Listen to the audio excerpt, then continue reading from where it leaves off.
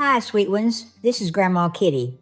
Tonight I want to tell you about a young couple from Bristol, Abigail and Bradley. They were young, in love, and building a family together. But sometimes love can hide something far more dangerous.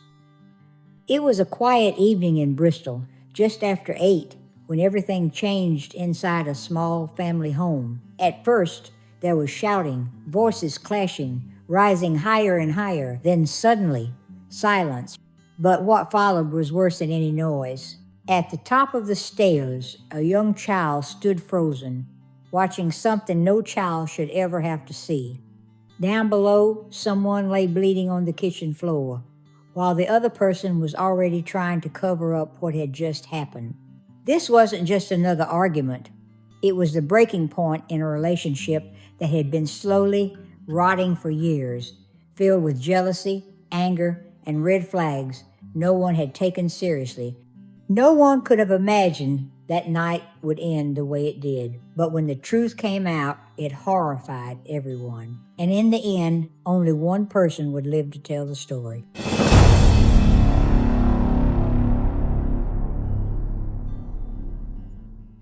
Abigail White was born in Bristol, England, in the late 1990s. But from the very beginning, her world was far from peaceful. Her childhood was marked by chaos and cruelty. Her father was violent, a man who regularly hurt her mother, and Abigail grew up watching the abuse unfold day after day. When her parents finally divorced, it should have brought relief, but instead, the pain continued. Her mother found a new partner, and before long, another man moved into the home. He was supposed to bring stability, but instead, he continued the same cycle of violence. When Abigail's mother had another baby, the man's aggression turned toward Abigail herself. The abuse became unbearable. Eventually, authorities intervened, and Abigail was removed from the home, placed into foster care for her own safety. But the emotional scars were already there, deep, festering wounds that shaped every part of her life that followed. Foster care was meant to be a chance to heal. Instead, it became another struggle. Abigail's pain didn't fade. It followed her everywhere. At school, she couldn't concentrate. She snapped easily, lashed out at teachers and classmates, and reacted violently, even to the smallest frustrations. Her anger wasn't just rebellion, it was survival. A defense built from years of fear and helplessness. She needed to feel in control because control had always been taken from her. As her behavior grew more unpredictable, Abigail was expelled and sent to a special school for children with serious behavioral issues. For a short while, she lived with her grandmother, but that too ended badly. Her grandmother, elderly and tired, couldn't handle her explosive moods.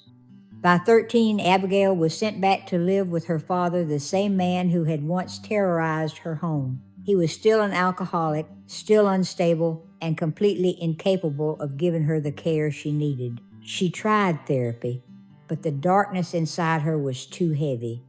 It wasn't long before she turned to alcohol herself, and then drugs. Cocaine became her escape. She would later say it was the only thing that made her feel numb, even for a moment. By her mid-teens, she had already tried to take her own life more than once. Around that time, she entered her first relationship. It lasted only a few months, but gave her a glimpse of something she had never truly felt affection. When it ended, she spiraled again, and her next relationship was even worse. At 16, Abigail started dating a man nearly twice her age. He was almost 30, but the age difference didn't stop her. No one intervened. The relationship lasted 2 years before finally ending shortly after she turned 18 and left foster care behind. When she moved into government housing, it was the first time Abigail truly had her own space, small, modest, but hers. That was when she reconnected with Bradley Lewis, a boy she had known from school. Now older, their connection turned romantic. Abigail was 19, Bradley 17. Things moved fast. Soon, they were living together, and not long after, they had their first child. By her early 20s, Abigail was a mother of 3. Bradley worked full-time as a floor installer while Abigail stayed home with the kids. Money was tight, and tension grew between them. Searching for ways to help financially and craving the attention she had always been starved of, Abigail turned to online adult modeling. Under the name Fake Barbie, she launched an OnlyFans account. Her content was bold, provocative, and it didn't take long before she found success. In just 1 year, she made thousands more than she had ever earned before. It gave her a sense of power and validation, a feeling she had chased her whole life. But while the money helped, it didn't fix what was breaking inside her. Behind closed doors, her relationship with Bradley was disintegrating. The couple fought constantly, screaming matches that sometimes turned violent. They broke up, made up, and broke up again, trapped in a toxic cycle that neither could escape. The love that once existed between them had twisted into something dark and destructive. Abigail's anger began spilling into the outside world. One night, in a club bathroom, she attacked another woman, a stranger, who had simply glanced at her. The beating was so brutal that Abigail was sentenced to a year of community service. In daily life, she demanded complete control over everything and everyone. Bradley was not her partner anymore. He was someone she ordered around.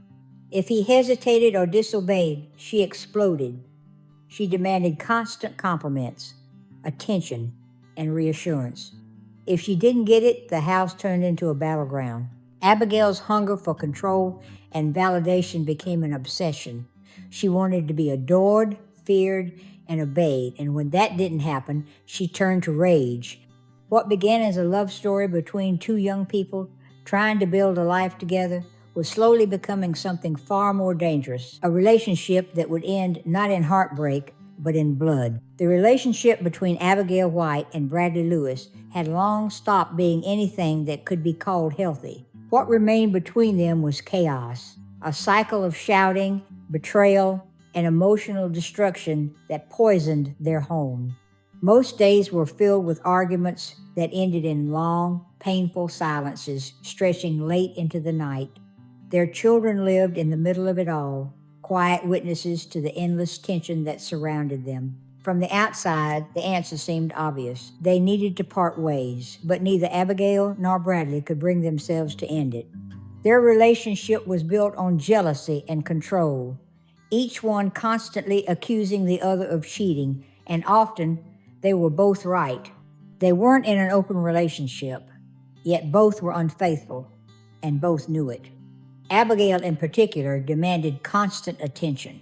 If Bradley took too long to reply to a message, even a few minutes, she became convinced he was with another woman. Her anger would spiral quickly, even though she was seeing other men herself. Things became even more complicated when they began experimenting with group sexual encounters. What was left of their boundaries disappeared entirely. Their home life became explosive, unpredictable, and deeply toxic. Then came a revelation that would destroy what little stability remained. Abigail discovered she was pregnant, and soon after found out that Bradley had also fathered a child with another woman. For a brief period, two women were carrying his children at the same time. The betrayal broke something inside her that had already been fragile. Abigail's anger became uncontrollable. Friends and family on both sides warned the couple to end things before something irreversible happened. Abigail's parents despised Bradley, not only for his cheating, but for messages he had allegedly sent to Abigail's sister that crossed every line of decency. Bradley's family, on the other hand, had their own reasons to fear Abigail. During one heated argument, she had stabbed him in the leg. The injury wasn't fatal, but it was a permanent reminder of the danger he lived with every day. Soon after that, Abigail's nightclub assault, the one where she had brutally beaten a stranger, drew the attention of social services. Authorities became deeply concerned about the safety of the children. A welfare check was ordered, and the findings were clear. Abigail and Bradley were living in a dangerously unstable environment. To avoid losing their kids, they agreed to live separately. Bradley moved in with his mother, and for the first time in years, he experienced peace. That time apart brought him clarity. He began thinking seriously about leaving Abigail for good, but when he told her, her reaction was immediate and terrifying. She threatened to harm herself, and given her history of mental health struggles, it was a threat he couldn't ignore. Over time, her threats became more disturbing. She told him she would kill the women he had cheated with, the mother of his other child, his own mother, and eventually she said she would kill him too. By early the next year, Abigail's mental decline had become public. She began posting erratic, angry videos on TikTok videos where she insulted Bradley, mocked their relationship, and revealed private, humiliating details about him. In some of those clips, she even bragged about the violence she had inflicted on him. Bradley told friends that he was scared. He said he wanted to leave, but feared what she might do if he tried. Then, in March of that same year, Abigail discovered she was pregnant again. She was sure Bradley was the father, but he wasn't convinced. Just days after learning about the pregnancy, Abigail began looking up ways to cause a miscarriage. On March 18th, she decided to terminate the pregnancy. Bradley stood by her afterward, trying to offer support, but it wasn't a decision they had made together. The very next day, March 19th, another violent argument erupted. Abigail accused Bradley of cheating again, and in a fit of rage, she stabbed him in the arm. The wound needed medical attention, but when he went to the hospital, he lied, saying it had been an accident. Abigail later admitted in a message to a friend that she knew where things were heading. She said their relationship would end in only one of two ways: either she would be dead or she would be in prison. She even confessed she believed herself capable of killing Bradley. Less than a week later, her words would become prophecy. On March 25th, the two met in a park to talk. Abigail brought a friend along, perhaps to keep control of the situation or to ensure she didn't lose face. During that meeting, Bradley finally said what he had avoided saying for so long, that it was over. This time, he meant it. To everyone's surprise, Abigail didn't explode. She didn't yell, she didn't cry. She simply stayed quiet, too quiet. With Abigail, silence never meant peace. It was the calm before the storm. Later that same day, they planned to meet again, a casual evening out at the pub with a few close friends. Abigail brought their 3 children along, perhaps to make it feel normal, maybe even to convince herself that things weren't falling apart. They had agreed to meet around 5 that evening, but when the hour came, Bradley still hadn't shown up, and by the time the night was over, their story would take a tragic turn that no one could undo. At 5:30 that evening, the mood began to shift. Abigail's anger was already building. She started sending Bradley furious messages, demanding to know where he was and why he hadn't shown up yet. The alcohol she had already consumed only fueled her emotions, and the drugs she had taken that night pushed her temper even further. By the time Bradley finally arrived a little after 7, she was no longer just upset, she was consumed by rage. Instead of a greeting, he was met with shouting and accusations. Abigail had convinced herself he had been with another woman. Overwhelmed, Bradley slipped away to the restroom with a friend, hoping to calm down and speak privately. Inside, he admitted how exhausted he was, how trapped he felt. He said he no longer knew how to reason with Abigail. Everything he said only made things worse. But even there, he couldn't escape her. When he and his friends stepped back out, Abigail was waiting just outside the door. She exploded without warning, screaming and accusing them of talking about her. Before anyone could react, she lunged at Bradley, attacking him in front of shocked onlookers. His friend tried to pull her off, trying to calm her down, but Abigail spat in his face. The scene had spiraled completely out of control.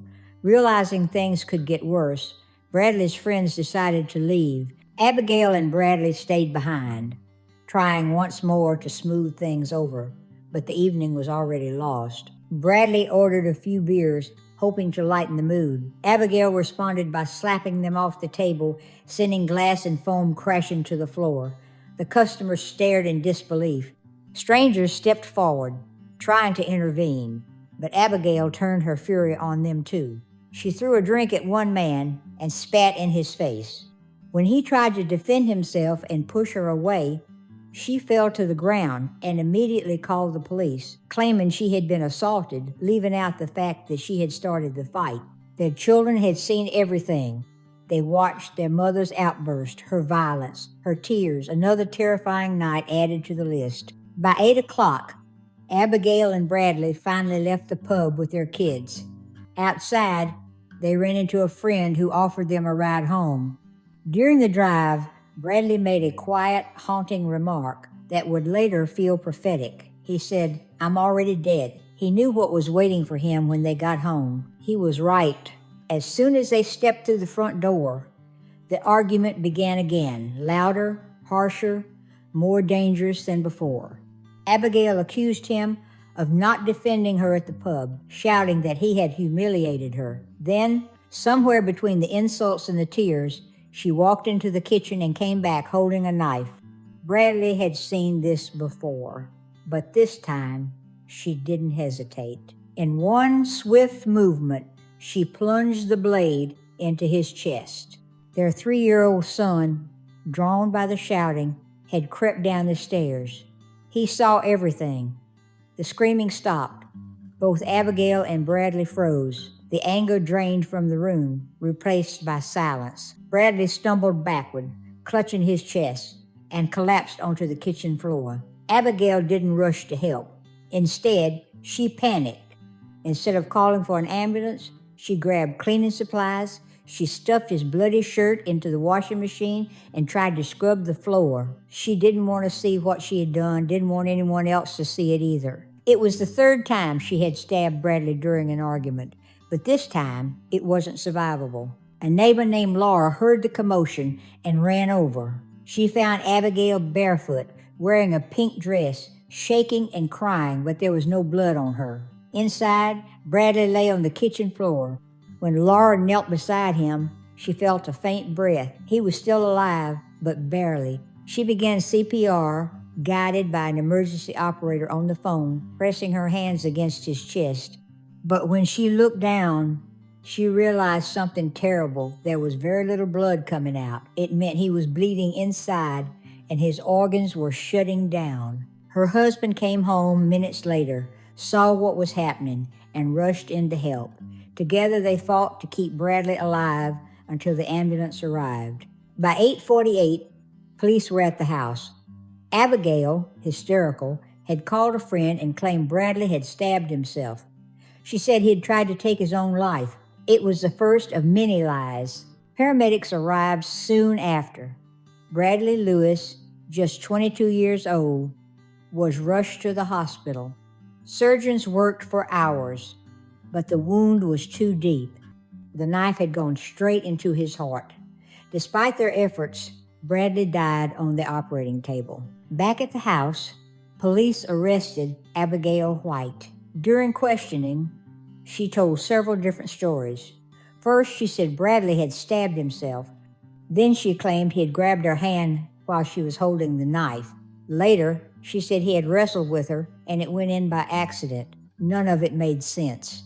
But what Abigail didn't know was that there had been a witness, her 3-year-old son. Despite his young age, the child gave police a simple, heartbreaking statement. "Mommy stabbed Daddy." The evidence was undeniable. Abigail finally admitted what she'd done, claiming it was a moment of anger, not murder. She said she hadn't meant to kill him, only to hurt him. But the facts told a different story. She hadn't called for help. She had tried to clean up the scene. She had lied to everyone she spoke to that night. Detectives later found chilling internet searches on her phone, guides on how to tie a noose, how someone could die from heartbreak, and how deep a knife could go. Just days before the killing, she had even looked up details about miscarriages and stabbing deaths. In October of that year, Abigail went on trial at Bristol Crown Court. The prosecution presented overwhelming evidence, videos from the pub, her violent TikTok posts, recordings of her voice messages, and more than 200 witness statements She pleaded for a lesser charge, saying it was manslaughter, but the jury disagreed. Abigail White was found guilty of murder and sentenced to life in prison with the possibility of parole after 18 years. Psychiatrists testified that Abigail suffered from borderline personality disorder, a condition tied to her abusive upbringing. But the court made it clear mental illness could not excuse her choices or the horror she had caused. Today, Abigail remains in prison. Reports say she is already in a new relationship and has even requested conjugal visits, news that has deeply angered those who knew Bradley. His family still mourns. They say no sentence can bring justice for what was taken from them. Every day, they wake up to the same unbearable truth. Their son, their brother, the father of 3 innocent children, is gone forever. Yet Bradley Lewis is not forgotten. Hundreds attended his funeral. Vigils and memorials have been held in his name across South Gloucestershire. He is remembered not for the way he died, but for the way he lived, kind, loving, devoted to his children, and full of warmth. To those who loved him, he will always be more than a victim. He will always be their son, their father, their Bradley,